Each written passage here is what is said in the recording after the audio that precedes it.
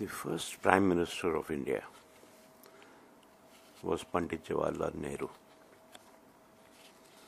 And on his table, there were 4 lines of a poem. The 4 lines were, "The woods are lovely, dark and deep, but I have promises to keep, and miles to go before I sleep, and miles to go before I sleep." These are 4 lines of a poet called Robert Frost. Number of you know that Robert Frost was one of the good poets in English literature. Now, why should Pandit Nehru keep these 4 lines on his table? The woods are lovely, dark and deep, but I have promises to keep, and miles to go before I sleep, and miles to go before I sleep.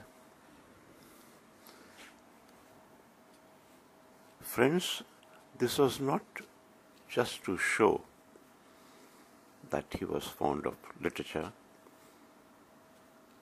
This was a reminder to his own self about what he should be doing. Now, why was there a need for him to do a thing like this? Pandit Nehru was a multifaceted personality. He had great interest in history. He had great interest in art as well. He was a speaker, he was a leader, and he was also chosen as the Prime Minister of the country. Now, when he got chosen as the Prime Minister, what does he have to do? He has to concentrate on governing the nation. Now, when you are doing that, how many other things can you really do or do justice to? That was the question. So he had put up these 4 lines to remind himself that the woods are lovely, dark and deep. By woods, we mean the forest.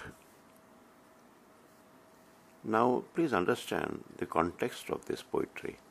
Here is this horse rider, and he is on his way, and he has reached the forest. And when he has reached this forest, it is evening.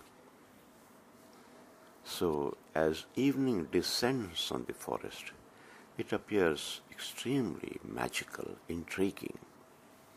The woods are lovely, dark and deep.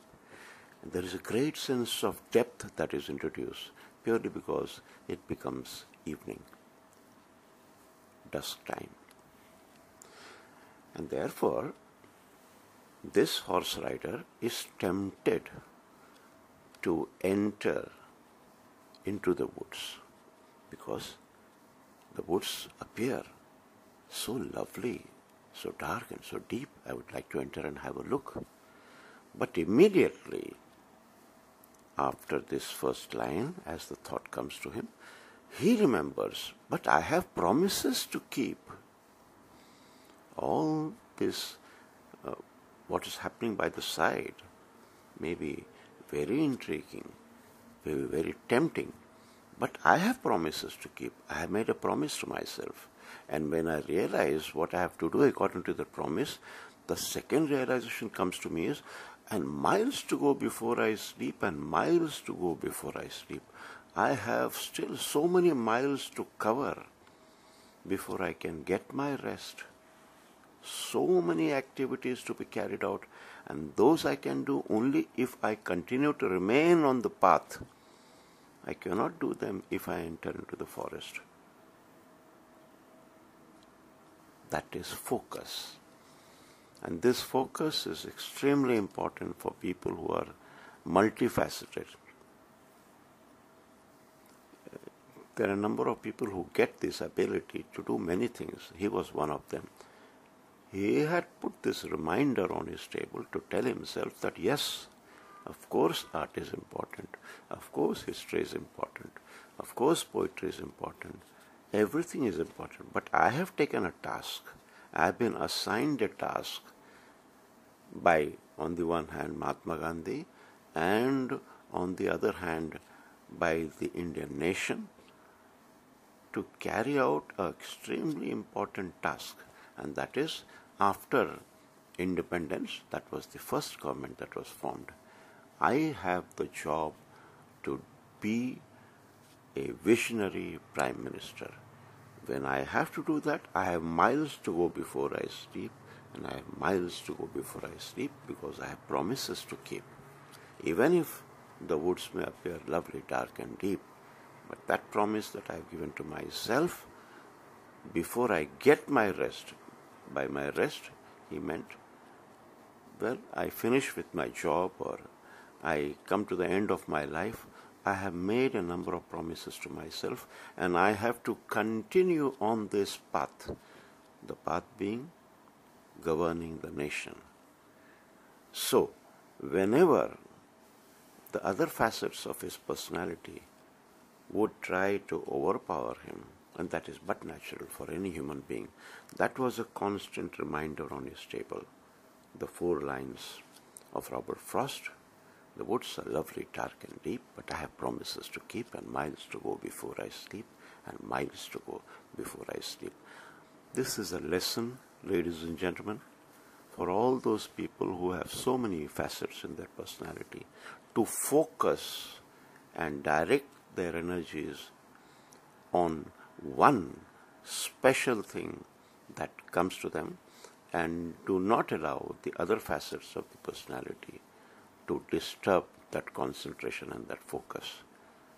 Having done that, there are so many other activities that can be done, but the center point, there is a figure and there is a background. The figure cannot become the background and the background should not become the figure. You concentrate on the topic and on the activity that is the central activity of your life. Now that can change over a period of time, but the concentration on one activity and leading it to its logical fruition is an essential aspect and an essential dimension that all people who are on the path to doing something that is special, for doing something that is visionary, for doing something that is phenomenal, have to follow. In doing this, Pandit Nehru gave the message that you can have so many dimensions to your personality, but it is one which must be the center, which must be the focus, and which must be the culmination of everything that you wish to do. Thank you, first Prime Minister of the Indian nation. Thank you so much.